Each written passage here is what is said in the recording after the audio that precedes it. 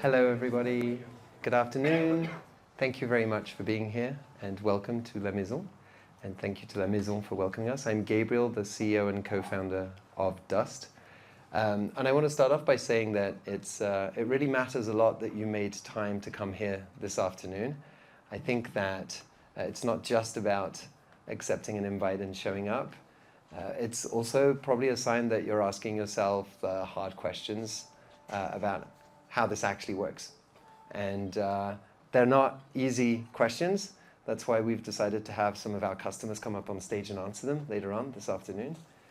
Because I think a lot of the learning this afternoon can probably happen in the room and not just on the stage. So we're not going to talk about AGI timelines. We're not going to talk about new SWE benchmark points. We're actually going to talk about the real work, the work that happens once the excitement fades, once the demo effect is over, once people like you have to ask themselves the question, okay, how do we get this to work at scale, sustainably, in ways that we can measure the impact of, and in ways that actually our team feels like they're a part of the solution for. We'll be hearing from a panel of customers, different scales, different industries, different deployment stories, and then a few demos of advanced use cases from some of our customers. So thank you in advance to them. And the goal is really to challenge them, challenge each other, challenge yourselves to try and work on this hard set of questions together and hopefully benefit from some of the insights that we're seeing along the way. I wanted to maybe talk about a topic that we spend a lot of time thinking about and that I feel has its role in the conversation that we're having this afternoon. I want to take us back, way back when, to days before ChatGPT and the invention of the telephone and the experience that we had when, at the very beginning of the 20th century, we tried to get a call across the city that we were in. It generally wasn't going to go much further than that. You didn't dial anything, you just picked up and somebody, a human, was able to do the hard work. The operator knew how the infrastructure worked. They knew which cables to connect to actually route your call to where it needed to go. They knew how to know that a line was busy or free. And those skills at the time were both quite rare and incredibly precious.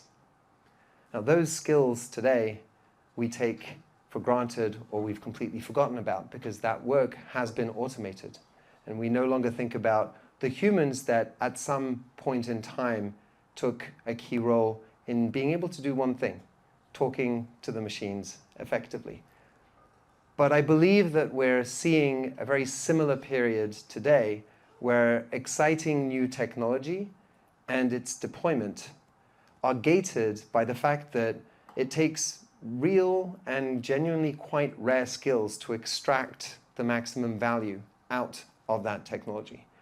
And so in some ways, we have a new type of operator, an AI operator. And I wanted to maybe spend a couple of minutes on the definition, or at least the skills that we believe are core to being an AI operator, because I think for many fuzzy buzzword conversations and sometimes core points get lost. I think it's the combination of two skills. And I want to start off by saying that I don't think it's knowing where the new AI star button is on your PowerPoint generator. And it's not necessarily the person who spends the most time on ChatGPT or Claude on the weekend. The first skill, in my view, is a deep understanding of the job that they have.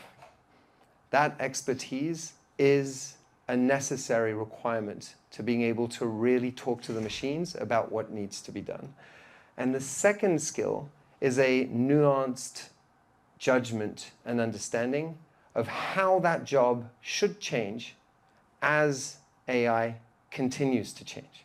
Not just what AI can replace today, but how we can expect that it is going to continue to impact and influence the job, the role, maybe the entire process that it's a part of over time.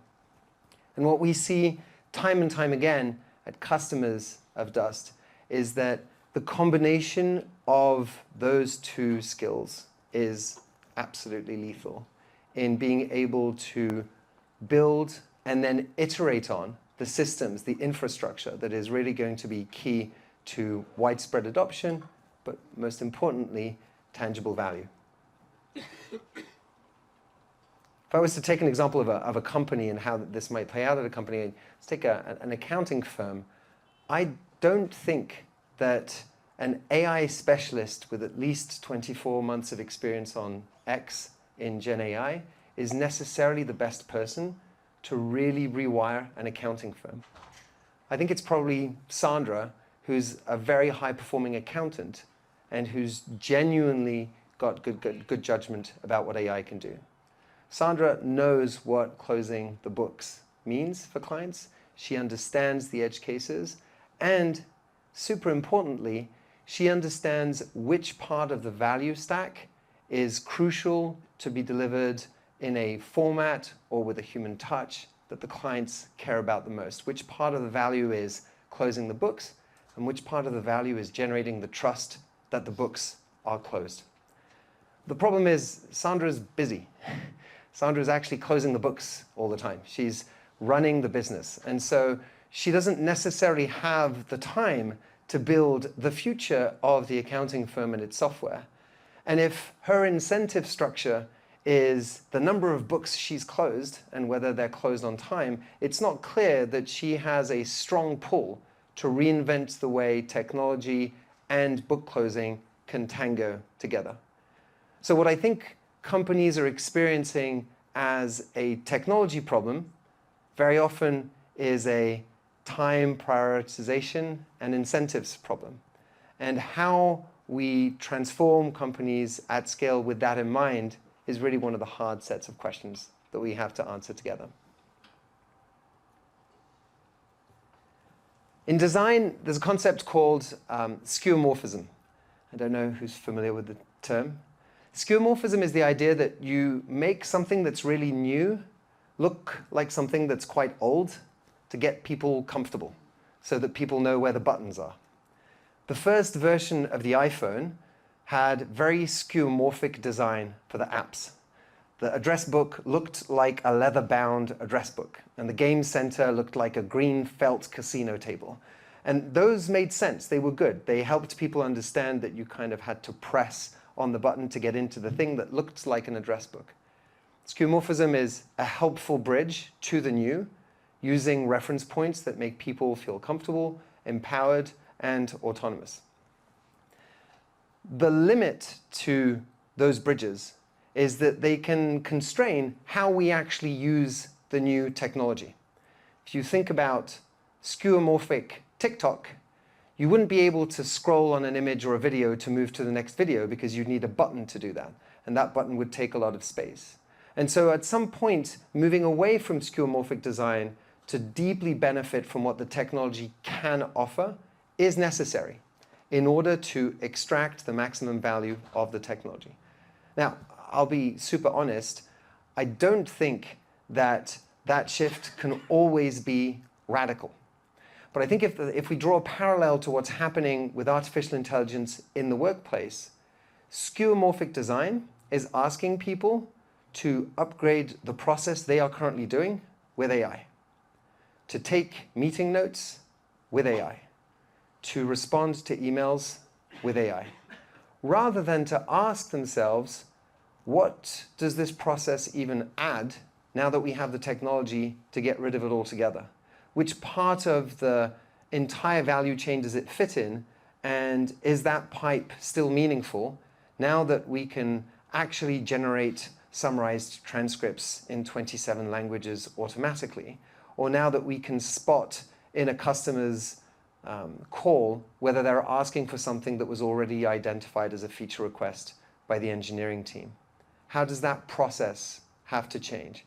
And I think that the risk of hurried AI adoption at companies is skeuomorphic AI adoption at companies, where people are incredibly happy to talk about the daily briefing that they get thanks to AI, but haven't necessarily taken the time to think if that daily briefing should automatically be sent to 2 or 3 or 10 other people or 10 other teams in order to propagate the information that's valuable automatically to where it needs to go.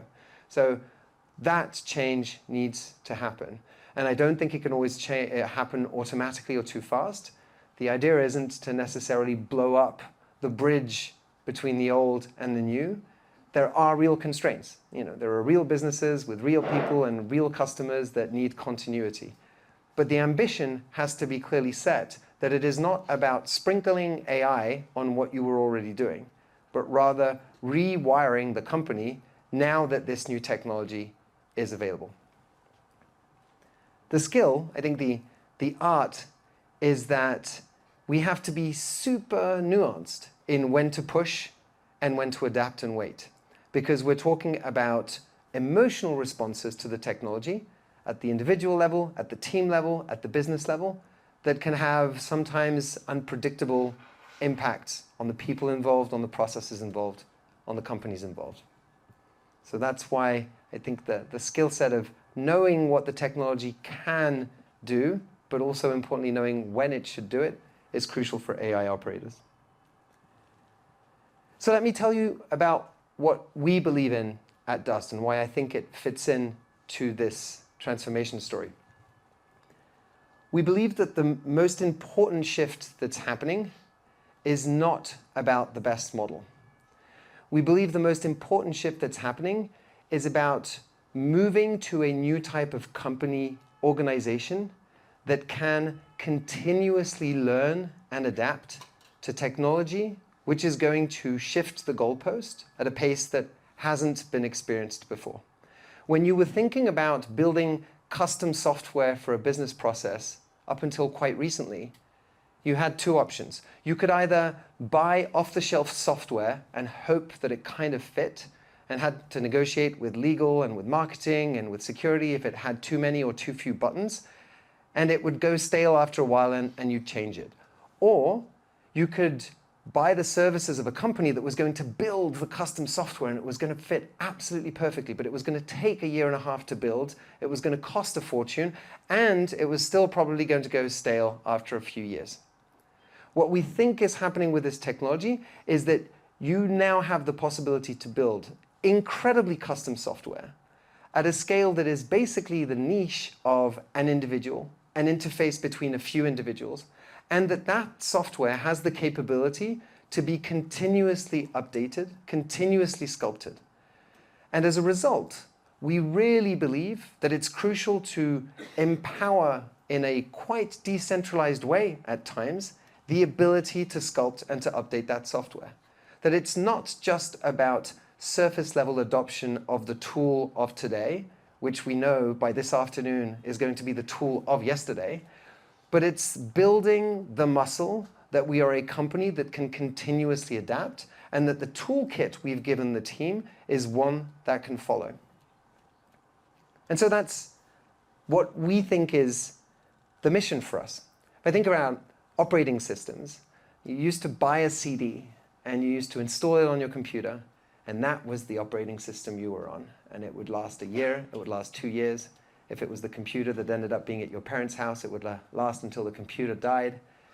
And then some of us got computers and internet connections that allowed the operating system to come to us. And it wasn't about going to a store and buying a CD, it was about getting a notification that we needed to update the operating system.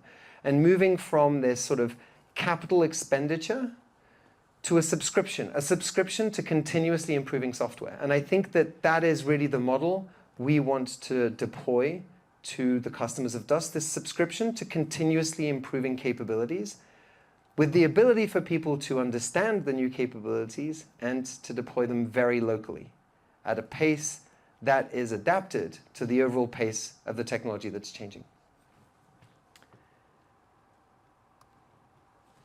So that's what today's conversation is really about. And I'll leave the stage to make sure the people who are going to be much better suited than me to talk about it do so. The three people you're about to hear from are going to tell their real life stories from different companies at different scales, but with one shared challenge. How do we really transform the way we work rather than say, hey, we were pre-AI and then we bought Dust and now we're done? No, how do we see this as a subscription to continuous improvement? So we'll hear from Miracle, accurate, and mano. Yes, thank you. And then we'll have some advanced use cases from a few other companies. And I know that Lena, who's going to be asking the questions on the panel, is going to ask the questions that I always want to hear from customers. How's it working? How do you know that it's working? What would you do differently if you had to do it all over again? How do you think the technology is presented or understood by the people who are going to be responsible for making it work day to day? So I won't spoil their story. I'll let them do the trick. Please listen, take photos, take videos, take notes, challenge them. And again, I hope you get an opportunity to learn from each other, because I think that this room genuinely represents one of the highest concentrations of gray cells that are trying to crack the actual nuts and bolts of how this works at scale, with governance, in a way that people feel they're a part of the solution for. Thank you very much.